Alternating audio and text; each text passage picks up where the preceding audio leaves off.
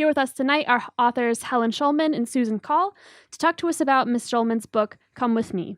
Ms. Schulman is a novelist, short story, nonfiction, and screenwriter. She's published 6 novels, one of which, This Beautiful Life, was listed in 100 Notable Books of 2011 by the New York Times Book Review, and it was on several bestseller lists, including the New York Times, the LA Times, the San Francisco Chronicle, and the Boston Globe. Tonight, our speakers will be discussing Ms. Schulman's newest book, Come With Me, which follows Amy Reed and her husband Dan as they are faced with difficult decisions that have the potential to change their lives and the lives of their sons. Incorporating an intriguing technological setting, in addition to an unconventional timeline, Come With Me is unexpected, deeply romantic, and a highly modern insight into how lives can be shifted onto different paths by a single decision. Ms. Schulman will be in conversation tonight with Susan Coll, who is the author of the novels The Stager, Beach Week, Acceptance, Rockville Pike, and KarlMarx.com. Her work has appeared in the Washington Post, the New York Times, NPR, The Atlantic, The Millions, and a variety of other publications. Susan worked as the Events and Programs Director at our very own Politics and Prose for 5 years, and she is currently teaching an intensive novel workshop at the Writers' Center.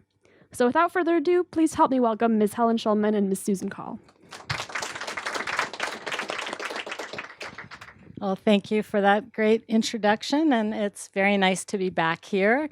And I'm really pleased to be in conversation with Helen because I loved her last book, and I gave it a staff pick when I worked here. So it's kind of an honor to get to talk to her now about her new book. So welcome to DC. This book has a lot in common with your last book in the sense that both of these books are about families with kind of small fractures, fault lines that are kind of torn open by technology. Would you say that's right? That's probably true. Oh, there's my niece. Hi, Nora. Thank you for coming. This Beautiful Life was like the age of innocence in terms of technology, and this is a full-on war, So I'm fascinated by technology. I don't know how you could not be, and how it's changed the way we live completely. And yet, I think you're a self-described technophobe. I tried to find you on Twitter, and you're not even there, so admirably. No Facebook, nothing. And I can't even turn on the TV in my apartment. I have to take pictures of the different clickers and email them to my children, and then they tell me what to do. So no, I have no acumen at all. Well, can you describe for people who haven't read the book yet the various roles that technology plays in kind of breaking this family or jarring this family, I would say? Well, the family lives in Silicon Valley. The husband's an out-of-work print reporter, publisher, so he's been totally killed by technology. The wife works in PR for a startup that's run by her college best friend's son, who is a junior at Stanford living in the entrepreneurial dorm. So that's technology. Her son is in love with a girl he's been dating, I guess that's the word, for 2 years. But they were only going out for 2 weeks before she moved to another state. So the entire relationship has been basically over devices. And you have an interesting observation about that relationship. The way she writes it at first, it's not even clear that the girlfriend is not physically there. You get the impression that in the first scene, she appears that she's in the bedroom, but she's actually not there. She's being Skyped in or FaceTimed in. But you observe that they actually spend more time together when they're apart than when they're physically together. Well, because they hold each other in their lap all day on the phone. And she has dinner with him over the internet when Amy, who's the mom, the major character, has family dinner. She puts a set, she makes a room for Lily, who lives in Texas, and they just put up the computer screen and she eats with them.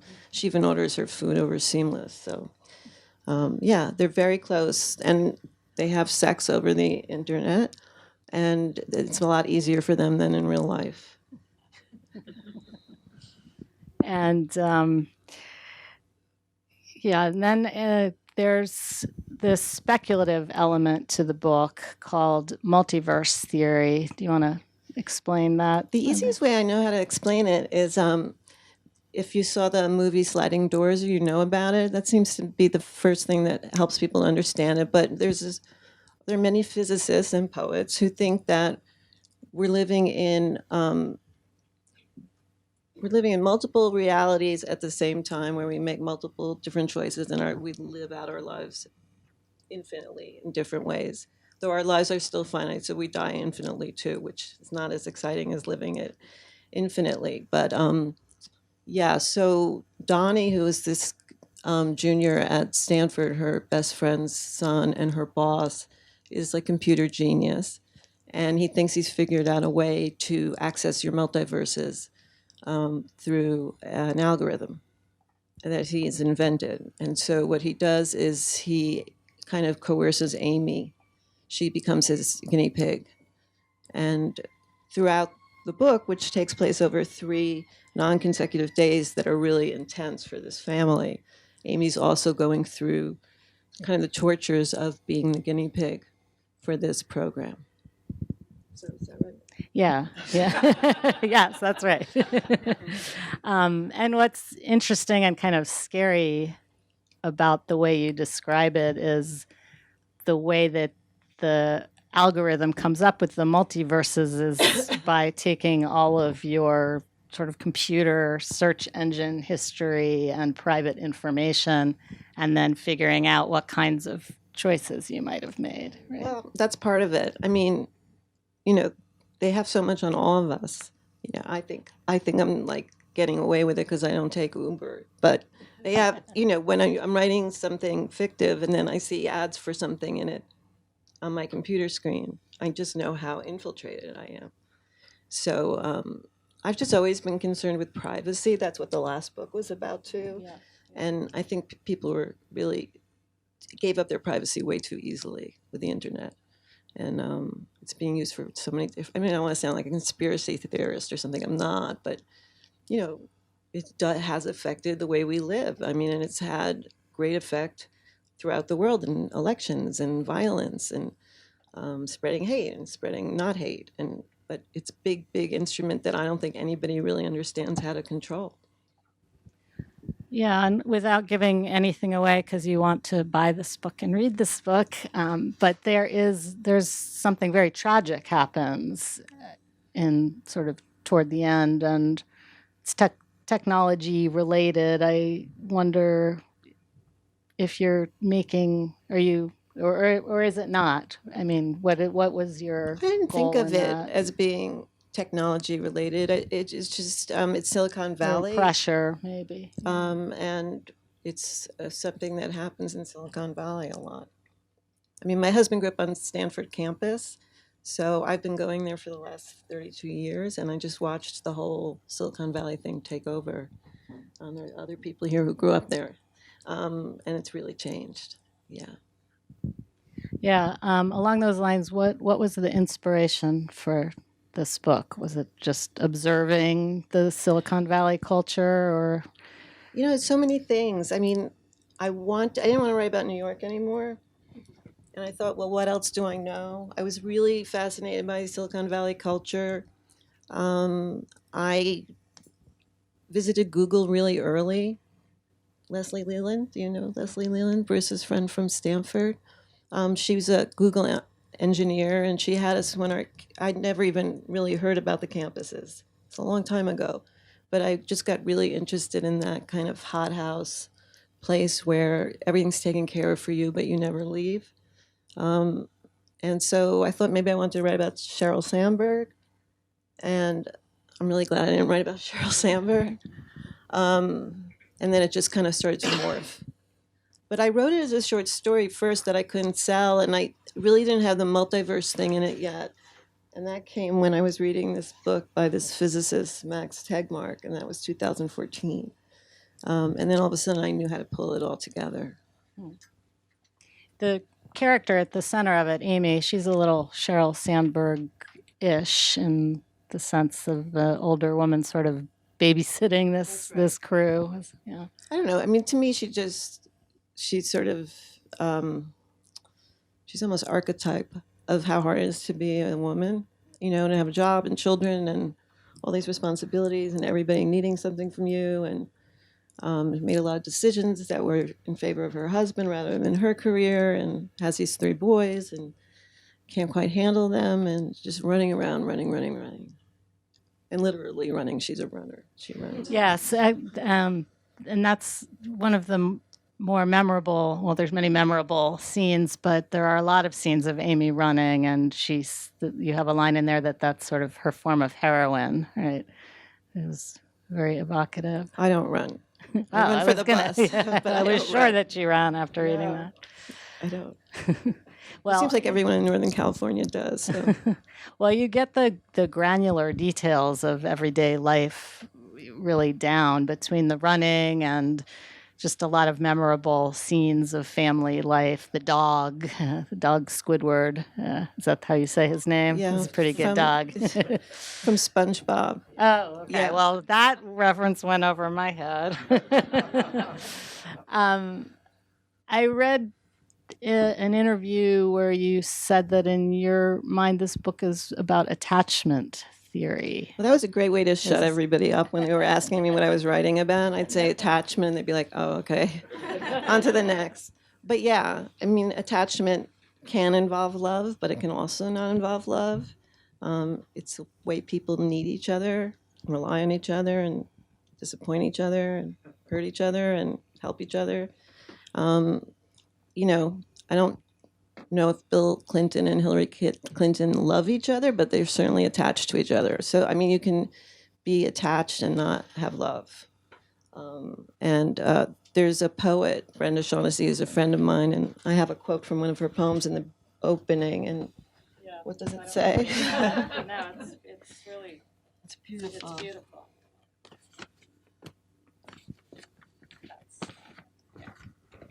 Can you read it, Susan? It's, I'll go anywhere to leave you, but come with me. All the cities are like you anyway. So that kind of push-pull. Is that where the title came from? Yeah, and I kind of interweave it throughout the book. Yeah. Let's talk about, there's an interlude in the book that involves Japan and the husband going off. Do you want to talk about that and where that came from? Well, he's out of work and he's a journalist, and he's met a very captivating younger woman who is at Stanford as a journalism fellow, and she's obsessed with Fukushima, and she gets him to go with her. Come with me, she says, and he goes. And he, you know, it's not something his wife would really like to know, and so she doesn't. And why Fukushima? Why did you go into that in some depth? You know what? I just get obsessed with things. And one of the things I've been obsessed with is Fukushima, because nobody cares about it. And it's all still happening every day. And you can't see it and you can't smell it. And the Japanese cover it up. But all that radiation is just pouring into the ocean every single day since 2011. And they haven't really figured out how to manage any of it. And so there really is I wanted him to have some passion that would get him off his couch, you know, because he's basically so depressed he just lies around all day. And I guess there's a theme in the book of people who aren't seen. And I thought the people in Fukushima weren't seen. It was also really fun to write. Yeah. And there's another nice interlude with is it Texas where the girlfriend has moved? I really loved, she suddenly switches point of view very creatively to the mother of the girlfriend, the one who's always on the phone, who's running. It made me think of, you know, the video game The Sims. I've never seen it. Well, the whole time I was reading that scene, I was thinking of The Sims, which kind of ties in nicely to your whole technology theme of just these kind of not real virtual characters that are living in this. She has a very modern day job of like running activities for a new apartment building. Oh, Cindy. Cindy. Yeah, in Dallas. I have a friend from grad school who built the Dallas Museum Tower. I don't know if any of you have heard of it. But what they did was they and he's from Dallas, and he is very very active civically, and helped to design this art center downtown, which is like the first walkable place in Dallas. And they built this big, beautiful tower overlooking the museums, and then it turned out that the windows on the tower reflected light into the museums and was destroying the art inside. And so there was something about that that really struck me. Like, it was, on the one hand, it was, he was doing it to make a lot of money, let's tell the truth, but he was also trying to do something civic-minded and loved the art museums. And there was just too much light, but there wasn't anybody seeing anything. So I went up on that tower when he was building it, and then I read about it after, when everybody was suing each other. And I thought it was interesting. Yeah, let's talk a little bit about the way you go about putting the book together and the structure. I wonder, are you the kind of writer who figures this all out before you write? I didn't, but then at some point I did. I was having a hard time writing another book, and my agent is somebody who I really love and trust, and he just kept pushing me, and he's like, you have to give me 60 pages. And I was actually talking to my therapist, and I said, I just can't get it in. She goes, you go home right now and you start writing those 60 pages. So I did. I guess I need somebody to tell me what to do. And then he said, well, we're going to have to sell it because you have to have deadlines. So I made up a structure, and that's how I got it. But when I explain the structure, everybody's eyes start to roll, even my editors. If it works, you don't see it. It's like the back of a Persian rug with all the knots. And hopefully you don't see it. You only see the front. But the book is written in 3 parts. Each part is a specific day in the life of this family. Within those parts, there are 6 chapters. And 2 of them are always Amy's, the mother, and 2 of them are always Dan's. And then the rest, the sons each get 1, and Cindy, Lily's mother, gets 1, and Donny gets 1. Yeah. And did you have to do a lot of research for this? You write quite knowledgeably about technology, and yet I don't know any. Well, I'm lucky because I teach at the New School, and I always get like a brilliant young student to be my research assistant. And so I went through a lot of them with this book, but I just read everything. What happened to them? Yeah, nobody knows. That's They went to Fukushima. Yeah, they grew up and they sold books, and one of them's a bestseller now, Stephanie Dandler. But they just kept feeding me information. And I mean, I haven't been to Fukushima. Nobody's ever asked me if I've been to Fukushima, so I think it works, but Yeah. I don't know. Even, as I put down, the internet is extremely useful. It helped me a lot. I mean, I found out restaurants and menus in a country I'd never been to. I learned a lot about Dallas, even Palo Alto, which I know pretty well. At some point, I needed a walk for her to take, and so I did it on Google Earth. I couldn't have written the book without the internet. It's all about the internet. Well, that's very impressive because you really get the details of Northern California down, and I thought that was very brave of you as a New Yorker to set the book there. But I did spend so much. I mean, Yeah. I've spent so much time there. Yeah. Yeah. There's a great scene toward the end that I was going to coax you to read from, but I won't. But it's set at the Nut House. Is that a real place? Does anybody know the Nut House? And it's called Antonio's Nut House, and it's like the old dive bar in Palo Alto. Peanuts on the floor and bras on the ceiling. $3 beers and $3 drinks. Yeah. But back to the question about technology, though. As a novelist, are you just observing all of this, or are you making a statement about it? Do you think? I don't think I'm using it to preach. I hope it's not. I'm just observing it. Yeah, I think it's changed our lives, or it's changed our relationships. It changes how we think. It changes how we whatever we do. I mean, it's big. Yeah. When was there the last earthquake like that? Was it the Industrial Revolution? I don't know, but it's a huge change in the culture. Yeah, would it even be possible to write a contemporary novel without it being a major factor, or at least even in plotting with cell phones and It's harder, don't you Yeah. think? I mean, you Yeah. write novels. It's Yeah. like, now you can just Google, right? It used to be you have to go on a big trek across the Sahara to find the person you love, but now you can just Google and send them a like. Or you have to explain why a character doesn't know or the whereabouts of another character, why they're not in touch. It's interesting to read a novel now set in the 80s before any of this existed. And to know people who were set in the 80s. Yes, yes, to know that time.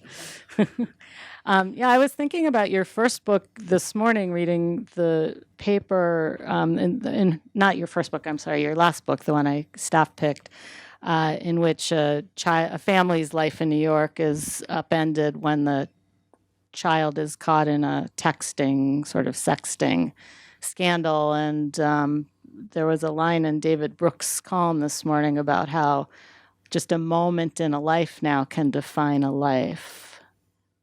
Well, I guess that's always true, right? Yeah. Well, true. Yeah. You can wreck your life pretty fast, or you can have really bad luck.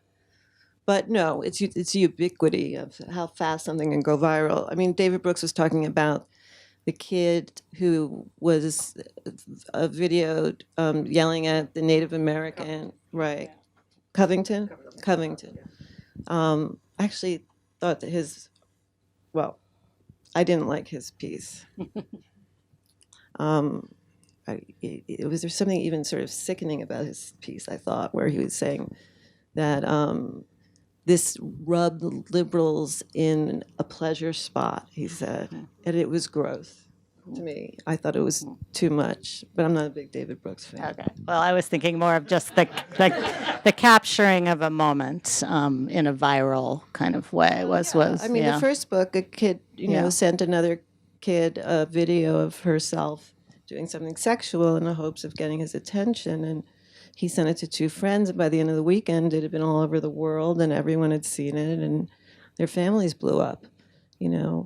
I have three friends from high school here today. Like, if we got in trouble, not everybody saw it. It's like, it was easier to reinvent yourself then. Once it's like gone on the internet, you can't hide.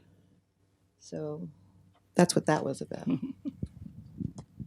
Well, also, speaking of the New York Times, you wrote a really lovely modern love column. I don't know if anybody here read it, but it tied in so nicely to the book and to the end of the book. Do you want to talk a little bit about what you wrote for that column? Oh, I just, my husband and I were going to an event, and he's always late, and he's always supposed to buy the tickets, and I was supposed to meet him at the Clock in Grand Central, and of course he wasn't there, and he kept texting me his whereabouts, and I was mad at him. But I was thinking about multiverses, so I was going through my head how I met him and how maybe I should have met somebody else and all of that. And then finally he texted me. I was on the train, and he said, "I made it." And he said, "Where are you?" And I was looking up, and he was sitting like right there, looking at his phone.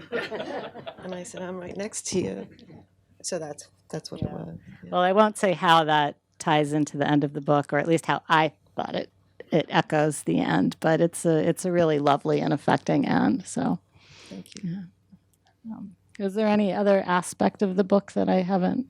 Anything you'd like to highlight? Anybody has questions, I'm happy to take them. Yeah. Okay. Questions? Well, I was just thinking about. Can I prompt you to go to the mic?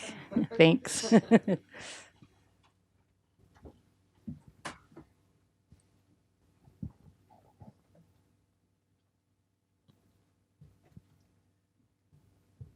Well, I've read the book, and I wanted to say that one thing I thought was the whole multiverse thing was brought together for me in a wonderful way with the name of that software company, or Furrier.com. Can you tell us about Furrier.com? Vivian in the front row, her mother used to say, "I should have married the furrier," whenever she was mad at her father. Somehow it stuck in my head. And then whenever I was mad at my husband, which was a lot, I'd say I should have married the furrier. And so I didn't even realize where it came from, but it stuck. And that's why I did it. Yeah. I just thought that was a really clever moment of the book.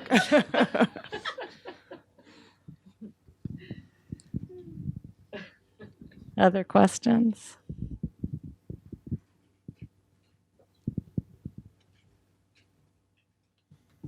So in the research that you did, what did you find anything particularly surprising that really sort of grabbed your attention, or was something you were not expecting? I think really, actually, truly researching Fukushima was eye-opening to me. Like that, one of the ways they decontaminated the area was to put the topsoil into hefty garbage bags and then leave them all around the side of the city. So, I mean, just how, with nuclear power, how little people really know about what they're doing and how much they're just crossing their fingers and hoping. And so that was new.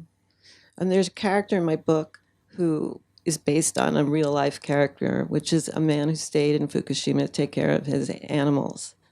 And he's the most radioactive person in the world. And so, because he came back and everybody had left, and there were all these animals. Some had died, and some had, some were still like in their pens. And he started to feed them, and now he farms that land. He's the only person there, and I thought that was amazing and powerful, and so I stole it.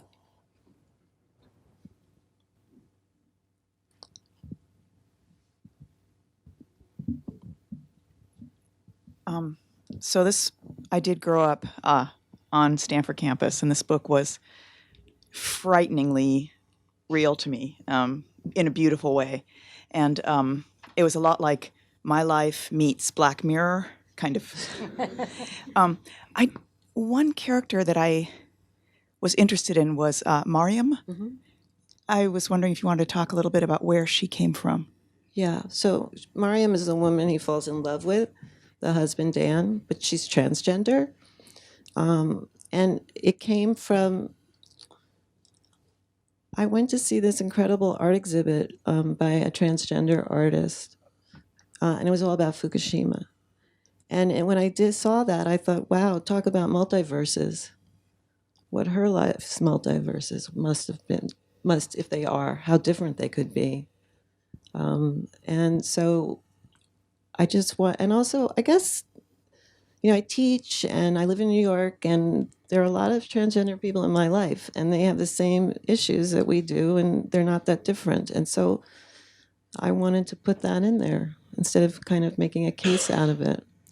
But I just wanted her to be outsized, which I think she is, full of life and not full of attachment.